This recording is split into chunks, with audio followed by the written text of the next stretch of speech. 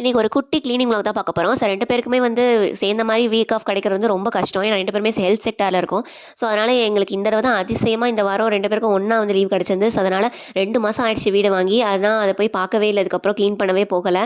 So shifting process ஆரம்பிக்கலாம்னு சொல்லிட்டு first போய் cleaning பண்ணிட்டு வந்துடலாம் இன்றைக்கி அப்படின்னு போயிட்டோம். இதில் வந்து நாங்கள் 2 பேர் என்ன பண்ணிக்கிட்டோம், வேலையை வந்து 2ஆக பிரிச்சுக்கிட்டோம். அவங்க ஃபுல்லாக ட்ரை க்ளீனிங், அதாவது ஒட்டடை அடிக்கிறது, கூட்டுறது இதெல்லாம் வந்து அவங்க பார்த்துக்கிட்டாங்க. நான் வந்து வெட் கிளீனிங், ஷெல்ஃபெல்லாம் வந்து தண்ணி போட்டு க்ளீன் பண்ணிவிட்டு, அதுக்கப்புறம் நான் மாப் போட்டேன் எல்லா ரூமுக்குமே.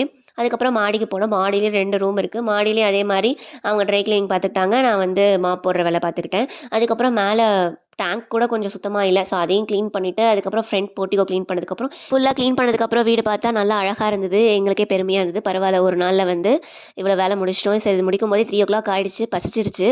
ஆனாலும் நாங்கள் ஒரு வேலையை முடிச்சிட்டோம் காலையிலேருந்து வந்து அப்படின்னு சொல்லிட்டு ஒரு சாட்டிஸ்ஃபேக்ஷனோட அம்மா வீட்டுக்கு சாப்பிட வந்துட்டோம்.